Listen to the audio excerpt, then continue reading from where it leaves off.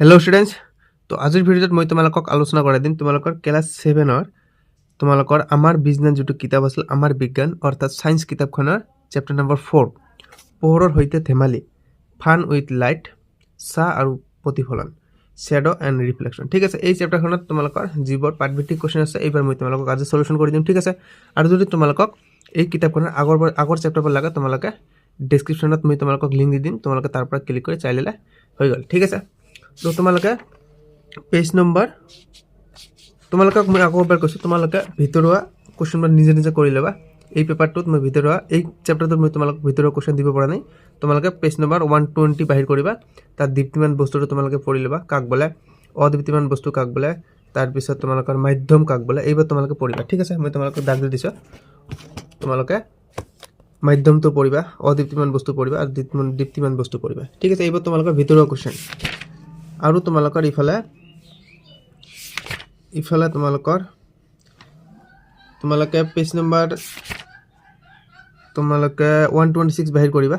ঠিক আছে, স্বচ্ছ পদাৰ্থ অস্বচ্ছ ইচ্ছা স্বচ্ছ এই পদাৰ্থবোৰ তোমালোকে মনত ৰাখিবা, এইবোৰ তোমালোকে পঢ়িবা। 126 তোমালোকে পেজ বাহিৰ কৰিবা। ঠিক আছে, বাহিৰ কৰি পঢ়ি ল'বা। তাৰপিছত তোমালোকৰ ইয়াতে আৰু এটা টপিক আছে চাহ, পেজ নম্বৰ 128 চাহ, এইটো পঢ়ি ল'বা তোমালোকে পেজ নম্বৰ 128। তাৰপিছত তোমালোকৰ ইফালে এইটোত ভেৰি ইম্পৰ্টেণ্ট তোমালোকৰ টপিক এইটো যে চাহৰ কেইটামান গুৰুত্বপূৰ্ণ বৈশিষ্ট্য। ঠিক আছে, তোমালোকে এইবাৰ কিতাপৰ পৰা পঢ়ি ল'বা 130 পেজ নম্বৰ। ঠিক আছে, আৰু এতিয়া মই তোমালোকক পাঠভিত্তিক কুৱেশ্যনবোৰ সলিউশ্যন কৰি দিম। তোমালোকে প্ৰতিফলনটো পঢ়িবা, ৰিফ্লেকশ্যন। ঠিক আছে, 134 পেজ নম্বৰ কিতাপৰ প্ৰতিফলন ৰিফ্লেকশ্যন এইটো তোমালোকে পঢ়ি ল'বা। তাৰপিছত ইফালে তোমালোকৰ এইবাৰ পঢ়িবা প্ৰতিফলক, মোষ্ট ইম্পৰ্টেণ্ট প্ৰতিফলক, নিয়মিত প্ৰতিফলন অনিয়মিত প্ৰতিফলন, এইবাৰ তোমালোকৰ কিন্তু ভিতৰুৱা কুৱেশ্যন। ঠিক আছে, এইবাৰ তোমালোকৰ আহিব পাৰে। তাৰপিছত প্ৰতিবিম্ব, ঠিক আছে, প্ৰতিবিম্ব পেজ নম্বৰ 138 প্ৰতিবিম্ব, এইবাৰ তোমালোকৰ 138 প্ৰতিফলক নিয়মিত প্ৰতিফলন অনিয়মিত প্ৰতিফলন 138 পেজ নম্বৰ। ঠিক আছে, তাৰপিছত তোমালোকৰ থিয় প্ৰতিবিম্ব। ঠিক আছে, এইবাৰ তোমালোকে পঢ়িবা, এইবাৰ তোমালোকক ব্ৰেডলি দিছে। ঠিক আছে, ডাঙৰকৈ দিছে এইবাৰ কিন্তু বহুত ইম্পৰ্টেণ্ট। মই এতিয়া তোমালোকক পাঠভিত্তিক কুৱেশ্যনবোৰ আলোচনা কৰাই দিম। এইটো তোমালোকে পঢ়িবা পাৰ্শ্বীয় বিলোমন। ঠিক আছে, মোষ্ট ইম্পৰ্টেণ্ট টপিক পাৰ্শ্বীয় বিলোমন, তোমালোকৰ খালী ঠাইত আছে এইটো পাৰ্শ্বীয় বিলোমন। তাৰপিছত তোমালোকে মুঠতে তোমালোকে এই চেপ্টাৰটো ৰিডিং মাৰিবা ঘৰতে, আৰু তোমালোকে ক্লাছত মন কৰিবা কি কি তোমালোকৰ ছাৰে ইম্পৰ্টেণ্ট কয় বা কি কি তোমালোকক ছাৰে পঢ়ায়, তোমালোকে ক্লাছত মন দিবা। ঠিক আছে, তো মই তোমালোকক পাঠভিত্তিক কুৱেশ্যনবোৰ আলোচনা কৰাই দিম। কি কৈছে প্ৰথমত আমাক শুদ্ধ উত্তৰৰ গ'লটো সম্পূৰ্ণকৈ পূৰ কৰা। তোমালোকে এই কুৱেশ্যনবোৰ সলিউশ্যন কৰাৰ আগতে তোমালোকে কি শিকিলা এইবোৰ তোমালোকে পঢ়িবা, ইয়াৰ পৰাই তোমালোকে বহুতো কুৱেশ্যনৰ উত্তৰ পাব পাৰা। ঠিক আছে, তোমালোকে এইখিনি পঢ়িবা। প্ৰথম কুৱেশ্যন কি দিছে, তলৰ কোনটো পোহৰৰ কৃত্ৰিম উৎস? চাৰিটা অপশ্যন দিছে, সূৰ্য, জোনাকী পৰুৱা, জেলি মাছ আৰু বৈদ্যুতিক বাল্ব। ইফালে ইংলিছ মিডিয়ামত দিছে, তোমালোকৰ মাজত যিসকল ষ্টুডেণ্ট ইংলিছ মিডিয়ামত আছে তোমালোকে এইটো পঢ়ি লোৱা। Which of the following is an artificial source of light. ঠিক আছে, চাৰিটা দিছে, তো আমাৰ ইয়াতে শুদ্ধ উত্তৰটো হ'ব ইলেক্ট্ৰিক বাল্ব। ঠিক আছে, অপশ্যন নম্বৰ ডি হৈছে শুদ্ধ উত্তৰ, ইলেক্ট্ৰিক বাল্ব, এইটো অপশ্যন নম্বৰ ডি। তাৰপিছত 2 নম্বৰ কুৱেশ্যন দিছে, চাহ গঠনৰ বাবে তলৰ কোনটো উপাদান প্ৰয়োজনীয় নহয়? পৰ্দা দিছে, পৰ্দাটো প্ৰয়োজন হ'বই। লক্ষ্য বস্তুটো লাগিব, লক্ষ্য বস্তু নহ'লে আমাৰ চাহ ক'ৰ পৰা আহিব? পোহৰৰ বস্তুটো লাগিব, পোহৰ নহ'লে আমাৰ চাহ। এতিয়া মই তোমালোকক উদাহৰণ দিছোঁ, ধৰি লোৱা এইটো লক্ষ্য বস্তু আমাৰ আছে, এইটো আমাৰ চাহ, এই কলাটো আমাৰ চাহ, লক্ষ্য বস্তু আছে। তাৰপিছত পোহৰৰ উৎস মই ওপৰত লাইট দিছোঁ, সেইকাৰণে ইয়াত আমি দেখিবলৈ পাই আছোঁ। পোহৰৰ উৎস কল, লক্ষ্য বস্তু কল, তাৰপিছত আমাৰ পৰ্দাৰ আমাৰ এইটো আমাৰ পৰ্দা, কিতাপটো আমাৰ পৰ্দা ইয়াতে। ঠিক আছে, গতিকে পোহৰৰ ৰঙৰ আমাৰ ইয়াত দৰকাৰ নাই, চাহ গঠনৰ বাবে পোহৰৰ ৰঙৰ কোনো দৰকাৰ নাই, সেইকাৰণে ইয়াত কি কৈছে, চাহ গঠনৰ বাবে তলৰ কোনটো উপাদান প্ৰয়োজনীয় নহয়? গতিকে শুদ্ধ অপশ্যন হ'ব আমাৰ পোহৰৰ ৰং।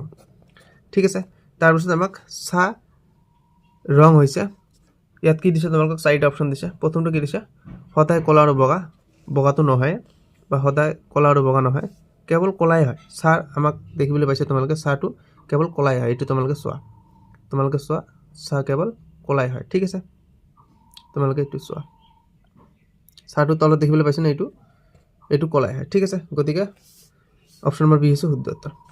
তাৰপিছত ইফালে আমাক দিছে 4 নম্বৰ কোৱেশ্চন তলৰ কোনবিধ পদাৰ্থৰ মাজেৰে আমি দেখা পাব পাৰোঁ এটুকুৰা লো আমি নোৱাৰো দেখিবলৈ এটুকুৰা কাঠ আমি নোৱাৰো দেখিবলৈ স্বচ্ছ কাঁচৰ গিলাচৰ মাজেৰে আমি দেখিবলৈ পাওঁ ঠিক আছে এইটো আমাৰ শুদ্ধ উত্তৰ তাৰপিছত কোৱেশ্চন নম্বৰ 5 দিছে কি দিছে যে সীমাই এখন সমতল দাপনৰ পৰা 3 মিটাৰ দূৰত আছে যদি তাই দাপনৰ পিনে কেইখোজমান আগবাঢ়ে তেন্তে দাপনখনত প্ৰতিবিম্ব কাঁচৰ কি পৰিৱৰ্তন হ'ব তো ইয়াতে আমাৰ শুদ্ধ উত্তৰ হ'ব আকাৰ একেই থাকিব ঠিক আছে অপশ্যন নম্বৰ সি হৈছে শুদ্ধ উত্তৰ খালি ঠাই পূৰ কৰা কি কৈছে খালি ঠাইত আমাৰ ইয়াতে কৈছে প্ৰথমটো যে ছাৰ কোনো ডেশ নাই ছাৰ কোনো কি নাই ছাৰ কোনো ৰং নাই ঠিক আছে ছাৰ কোনো ৰং নাই এনে অলপ কলা কলা ধৰণে হ'ব আকাশী ৰঙৰ নিচিনা হ'ব কিন্তু ছাৰ কোনো কিন্তু নিৰ্দিষ্ট ৰং নাই না বগা না ৰঙা না কলা এনে অলপমান তোমালোকে হয়তো কোৱেশ্চন হ'ব পাৰে তোমালোকৰ মাজত যে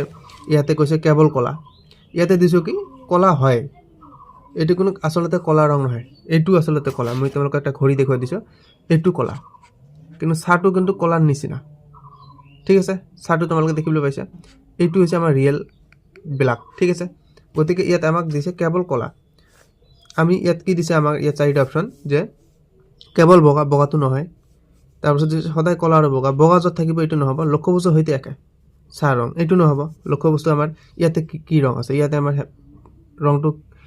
ৰংটো ৰেড আছে আৰু তলত আমাৰ কি ব্ল্যাকৰ নিচিনা হৈছে কলাৰ নিচিনা ঠিক আছে সেইকাৰণে ইয়াত কেৱল কলা দিছে আৰু তোমালোকৰ এই কোৱেশ্চনটোৰ উত্তৰ কি হ'ব ছাৰ কোনো ৰং নাই ঠিক আছে ইয়াত তোমালোকৰ হ'ব ডেশত হ'ব ৰং নাই ছাৰ কোনো ৰং নাই ঠিক আছে তাৰপিছত আমাৰ আকাৰ কিন্তু আছে ছাৰ আকাৰ আছে লক্ষ্যবস্তু মতে ছাৰ আকাৰ হয় ঠিক আছে 2 নম্বৰ কোৱেশ্চন দিছে পিন হল ক্যামেৰাই ডেশ প্ৰতিবিম্ব গঠন কৰে উত্তৰ হ'ব ওলোটা প্ৰতিবিম্ব গঠন কৰে মই তোমালোকক সাইডত লিখি দিছোঁ ওলোটা প্ৰতিবিম্ব গঠন কৰে ওলোটা তাৰপিছত তোমালোকৰ 3 নম্বৰ কোৱেশ্চন দিছে ৰাবাৰ ডেশ কিন্তু কাঁচ ডেশ ৰাবাৰ হৈছে আমাৰ স্বচ্ছ ঠিক আছে ৰাবাৰ হৈছে অস্বচ্ছ আৰু কাঁচ হৈছে স্বচ্ছ ৰাবাৰ অস্বচ্ছ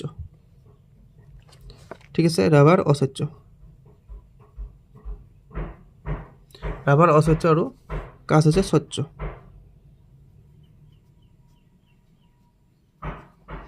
তাৰপিছত কোৱেশ্চন নম্বৰ 5 দিছে যেতিয়া আমি দাপনত চাওঁ বাহাতকন হোহাত দেখা যায় এনে পৰিঘটনা কি হয় পাৰ্শ্বীয় ইয়াত আমাক কি আছিলে মই তোমালোকক উদাহৰণ দেখুৱাই দিছোঁ এইটো আমাৰ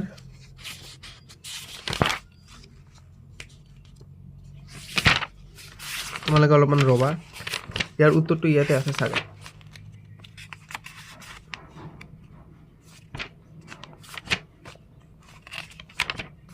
পাৰ্শ্বীয় বিলম্বন ঠিক আছে তোমালোকে মনত ৰাখিবা এনেদৰে তোমালোকে এইখিনি পঢ়িবা উত্তৰখিনি তোমালোকে পাই যাবা পাৰ্শ্বীয় বিলম্বন বোলা হয় এইটোৰ উত্তৰ হৈছে তোমালোকে এইটো যেতিয়া আমি দাপনত যাওঁ বাওহাতখন সোহাত যেন দেখা যায় এনে পৰিঘটনাক পাৰ্শ্বীয় বিলম্বন বোলে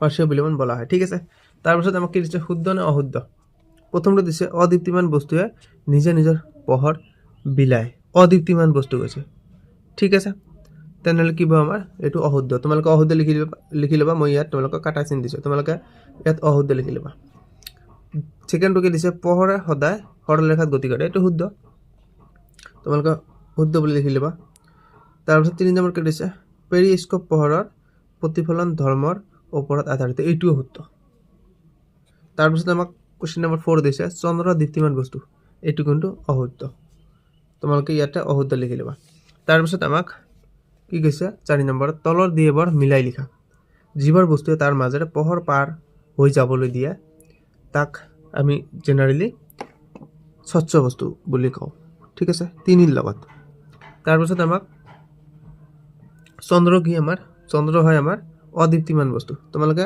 সেকেন্ডটো এই ফটোৰ লগত মিলাই ল'বা দে এইটো মই বেলেগৰ কিতাপ আনিছোঁ সেইকাৰণে মই মিলাই দিয়া নাই ঠিক আছে তোমালোকে সেকেন্ডটো চন্দ্ৰ ফটোৰ লগত মিলাবা আৰু 3 নম্বৰ যেটো দিছে যিবোৰ বস্তুৱে নিজৰ পোহৰ বিলায় এইটো হ'ব আমাৰ দীপ্তিমান বস্তু তোমালোকে থাৰ্ডটো ওৱানৰ লগত মিলাবা দীপ্তিমান বস্তু আৰু ফোৰ্থটো কোনো পৃষ্ঠৰ পৰা পোহৰ উভতি অহা হ'লে এইটো প্ৰতিফলন 4 ছেকেণ্ডৰ লগত ঠিক আছে।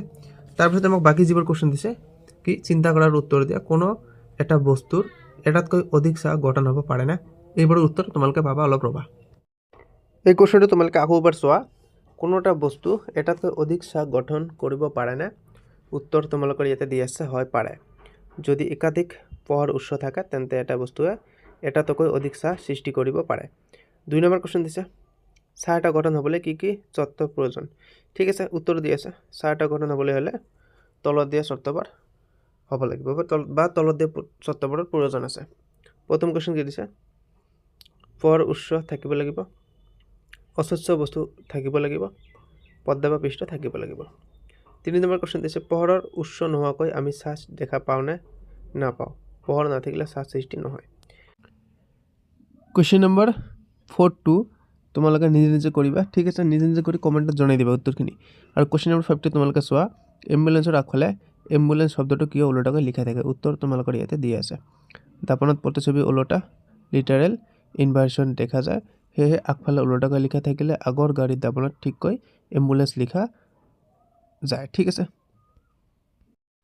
কুৱেশ্যন নম্বৰ 6 তোমালোকে চোৱা কি কৈছে কিতাপত তোমালোকে কুৱেশ্যনটোৰ পৰা ভালদৰে দি আছে ৰাতি চন্দ্ৰটো উজ্জ্বল দেখা যায় সেইবাবে আমি চন্দ্ৰক দীপ্তিমান বস্তু বুলি ক'ব পাৰোঁনে তো উত্তৰ ইয়াতে দি আছে নাই।